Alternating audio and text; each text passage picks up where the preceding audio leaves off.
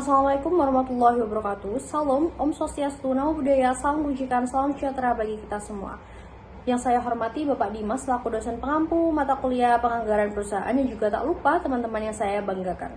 Pada kesempatan kali ini saya akan menganalisis terkait garis tren tangan bebas dan juga square di perusahaan PT Mustika Ratu Tbk. Sebelum itu, izin saya untuk memperkenalkan diri saya terlebih dahulu. Perkenalkan, nama saya Irma Susiawati dengan NPM 3 digit terakhir 027. Langsung saja pada pembahasan. PT Mustika Ratu Tbk ini merupakan perusahaan industri yang bergerak di bidang kosmetik, jamu, dan juga perawatan herbal, di mana perusahaan ini didirikan pada tahun 1975 dan bergabung pada Bursa Efek Indonesia di tahun 1995. Langsung saja pada analisisnya. Yang pertama yaitu garis tren tangan bebas. Saya mengambil data dari tahun 2022 sampai tahun 2024, dari kuartal pertama sampai kuartal keempat, dengan penjualan dan juga pendapatan sedemikian rupa dari data tabel tersebut. Lalu saya menganalisis terkait garis tren tangan bebas, di mana dari data tersebut terdapat pola yang sangat fluktuatif, yang sangat tajam, dengan penurunan juga pendapatan di setiap awal tahun di kuartal pertama, yang menunjukkan pemulihan yang sangat konsisten di titik puncak tahun yang semakin tinggi. Pertumbuhan yang paling signifikan terdapat pada tahun 2024, di mana pendapatan melonjak tajam pada kuartal ke-12 yang mencapai angka tertinggi, yaitu sebesar 202.157.153.390 yang menandakan bahwa akselerasi performa bisnis dibandingkan periode-periode sebelumnya.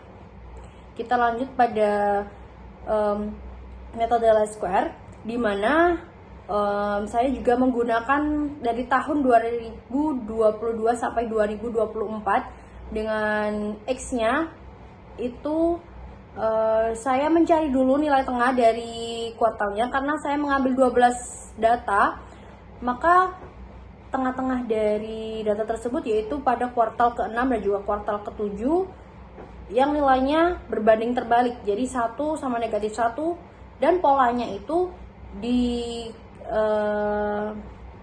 melompat 2 kali, jadi habis 1, 3, 5 kayak gitu.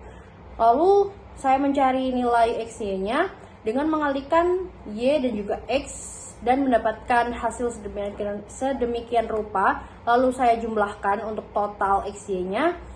Lalu lanjut pada X kuadratnya, kita ambil dari X-nya yang saya kuadratkan. Lalu untuk metode Least Square ini, rumusnya sendiri yaitu Y sama dengan A ditambah B kali X, dimana untuk mencari nilai A sendiri yaitu A sama dengan sigma Y per N. Sigma Y yaitu total dari penjualan dan juga pendapatan itu berapa, dibagi dengan N-nya yaitu data yang kita ambil yaitu sebanyak 12, dengan menghasilkan nominal sedemikian rupa. Untuk B-nya sendiri yaitu rumusnya B sama dengan sigma XY per sigma X kuadrat, dimana jumlah dari total keseluruhan XY itu berapa dibagi dengan total dari X kuadrat, lalu mendapatkan hasil nilai sedemikian rupa. Lanjut saja, kita masukkan total dari nilai A dan juga B tersebut dalam rumus metode Least Square. Y pada tahun 2025 di kuartal pertama sama dengan A ditambah B dikali X. Kita langsung masukkan aja nominalnya dengan X-nya. Kenapa menggunakan 13? Karena saya ingin menganalisis di tahun 2025 pada kuartal pertama dengan menghasilkan hasil sedemikian rupa.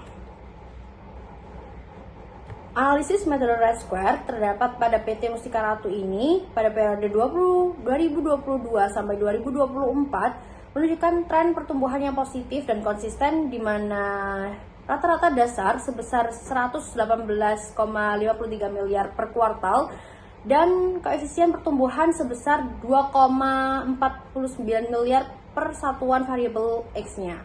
Untuk kesimpulannya, analisis pada perusahaan ini menunjukkan tren pertumbuhan yang positif yang konsisten juga secara jangka panjang. Meskipun terdapat fluktuatif secara jangka pada penurunan di awal tahun, akan tetapi pendapatan perusahaan selalu berhasil memulihkan dan mencapai titik puncak yang lebih tinggi di akhir tahunnya, dengan skor tertinggi pada tahun 2024 sebesar 202,35 miliar rupiah.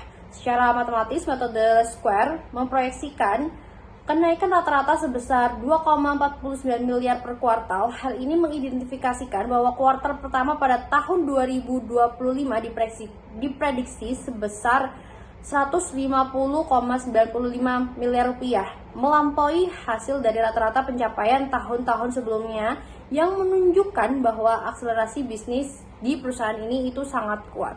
Sekian dari saya, mohon maaf jika banyak kekurangan dari penyampaian saya.